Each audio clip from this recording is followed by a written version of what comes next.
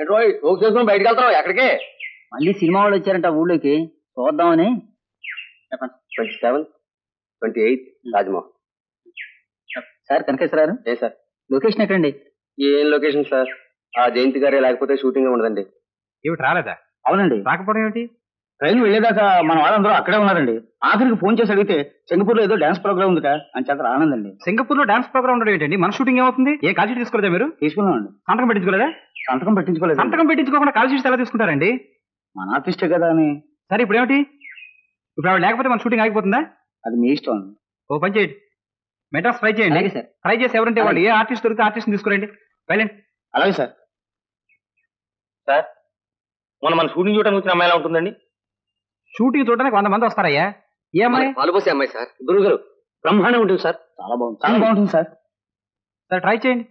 ఇదిగో Srinivasu sir, phone చేయొద్దు, ఒకసారి చూడండి. అలాగే సార్. రండి సార్. మీరు వెళ్ళండి. ఏటే ఆ పిల్ల దాని ముఖం దానికి వేస్తుంది తెలుసు. నీ మొఖం నీకు తెలిసే. ఏ పుట్లో ఏ పావుందో ఎవడో తెలుసు. ఒకప్పుడు పెద్దోళ్ళంతా నన్నన్న తాత అన్నవాళ్ళే. పోనీ ఆ యాసం మన అబ్బాయి చేత వేయించకూడదు? మాకు కావాల్సిన అమ్మాయి వేషానికమ్మా. పర్లేదండి, ఆ యాసం అబ్బాయి యాసంగా మార్చేయండి. చాలే, నువ్వు నేనవుతానా నేను నువ్వు అవుతావా? మీరు వెళ్ళరండి, ఆ గొడవ నేను చూసుకుంటాను. వాళ్ళ అమ్మగారికి ఏం చెప్పక్కర్లేదండి, అవన్నీ నేను చూసుకుంటాను. వెళ్ళరండి. సీత ఆయన ఆడేమన్నా తెలిసిందా? రండి. బాగున్నావా? నిన్ను వదిలిపెట్టేళ్ళ నీ మొగుని తీసుకురాలేకపోయినా దేవుడు పంపించినట్టు ఆ సినిమా వాళ్ళు మన లక్ష్మిని బుకింగ్ చేసుకుంటానంటున్నారు. సినిమాలోక వద్దండి.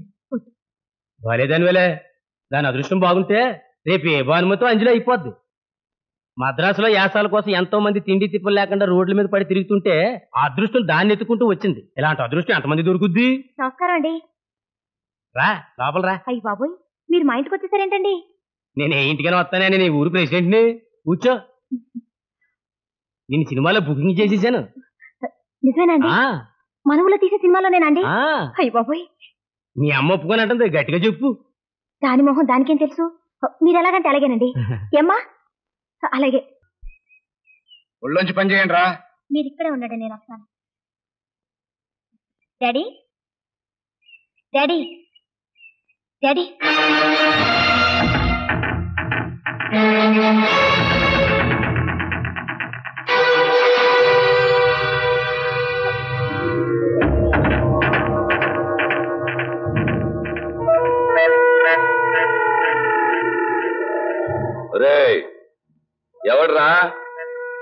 ఎవడ్రా ప్రొడ్యూసరు? ఎవడ్రా డైరెక్టరు? దీన్ని వేషం వేయించిన కొడుకు ఎవడ్రా? మీరు మాట్లాడండి. నోరుమై, నోరు ఇస్తావంటే పేగులు పీకేస్తాం.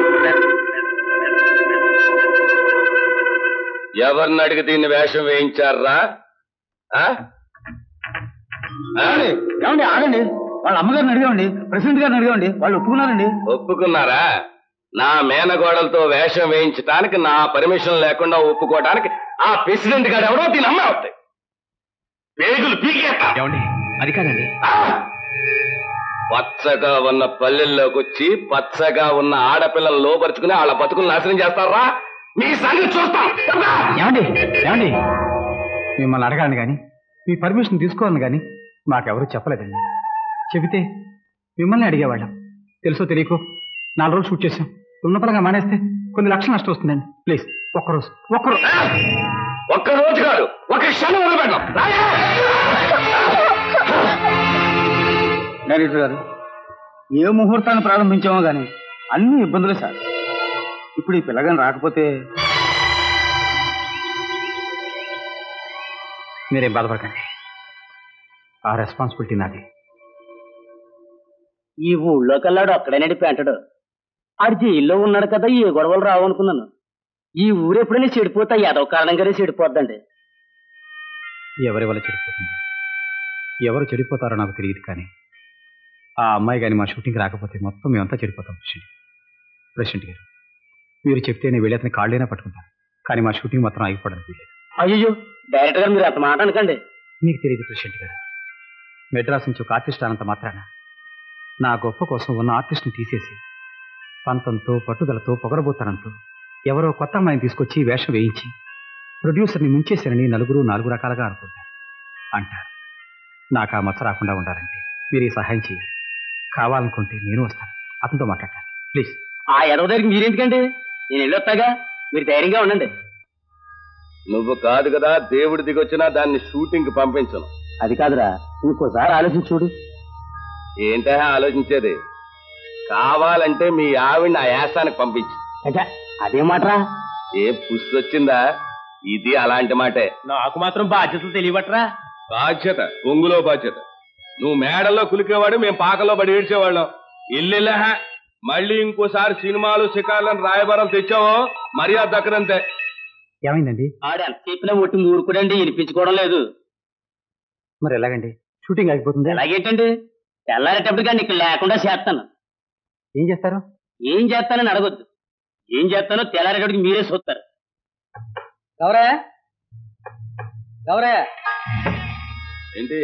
నీ జామీన్ క్యాన్సిల్ అయిపోయింది. జామీన్ క్యాన్సిల్ అయిపోయిందా? నీకు జామీన్ ఇచ్చిన సూరపరాజు గారు క్యాన్సిల్ చేస్తున్నారు. డిఎస్పీ గారు నేను తీసుకురమ్మన్నారు.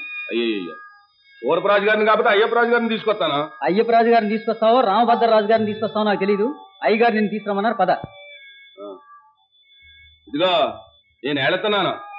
దాన్ని మళ్ళీ షూటింగ్లు గీటింగ్లు పంపించావో నేను తిరిగి వచ్చాక దాని కాళ్ళు నీ కాళ్ళు నరికేస్తాను. పద పద.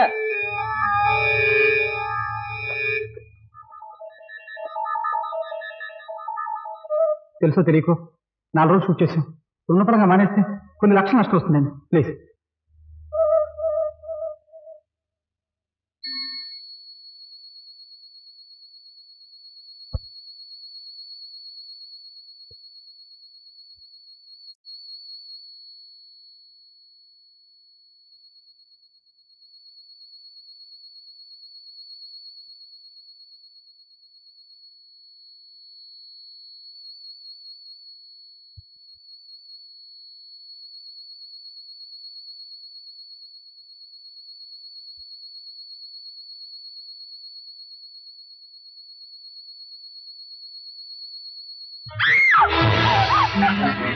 అయ్యో,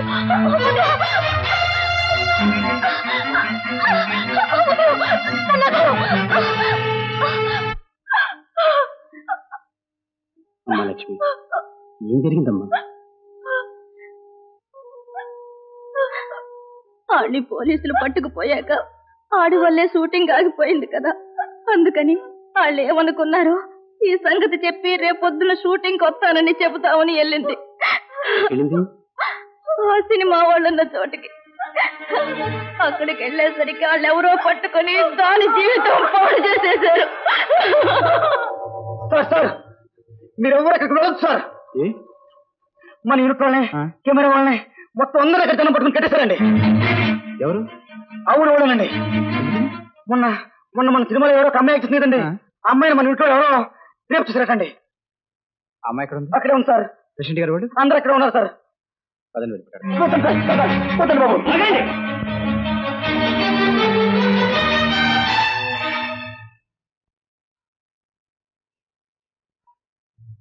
ఒక అడుగు ముందుకు వేశారో ఇక్కడ మీ శవాలే ఉంటాయి. అది కాదు ప్రెసిడెంట్ గారు, ఒకసారి మీరు ఇక్కడికి రండి. రావడం లేదు, పోవడం లేదు. ఏదో పని చేసింది ఎవరో తెల్లారేటప్పటికి చెబితే చెప్పినట్టు చెప్పకపోయారో ఇక్కడి నుంచి ఎవరో ప్రాణాలతో పోలేదు. అది కాదండి, అసలు విషయం ఏమిటో ఏం జరిగిందో మాకు తెలియాలి కదా. నాకన్నీ తెలుసు. అసలు ఈ సినిమా వాళ్ళని ఊళ్ళోకి రానివ్వడం నాదే బుద్ధి తక్కువ. ఏ ఇది పెళ్ళాం పిల్లలు లేరు, అక్కా చెల్లెళ్ళు లేరు, ఏం మాట్లాడరా? ఆడు ముందే చెప్పాడు దాన్ని అక్కడ పంపించేయాలి, దాన్ని బతకనివ్వరని.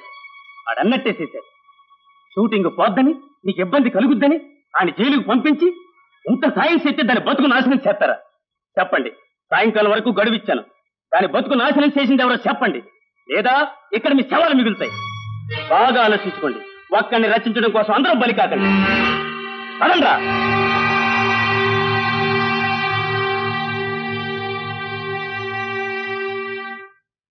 వాళ్ళ బెదిరింపులు ఏమిటండి? మనందరికీ నమ్మకం ఉంది, డెఫినెట్ గా మన వాళ్ళు ఎవరూ కాకపోవచ్చు. అసలు ఇదంతా ఎందుకండి? ఆ అమ్మాయిని అడిగితే ఎవరైంది తెలుస్తుందిగా. అవును సార్, వెళ్ళి ఆ అమ్మాయిని అడిగేద్దాం. పదండి. పదండి సార్.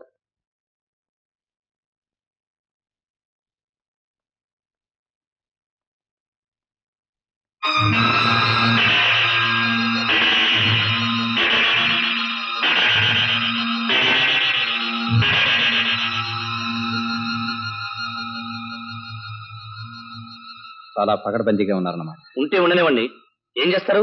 ప్రాణాలు తీసేస్తారా? దీనిని చూద్దాం. ఏమిటి ఇటువంటి సమయంలోనే చాలా ప్రశాంతంగా ఉండాలి, తొందరపడాలి. సార్ వెనకాల కూడా జనాన్ని నిలబెట్టారండి. ఎవరు ఈ బిల్డింగ్ దాటి బయటకు వెళ్ళని వీలు కట్టండి. తిరిగిస్తే తరకాలు బద్దలు కొడతారండి.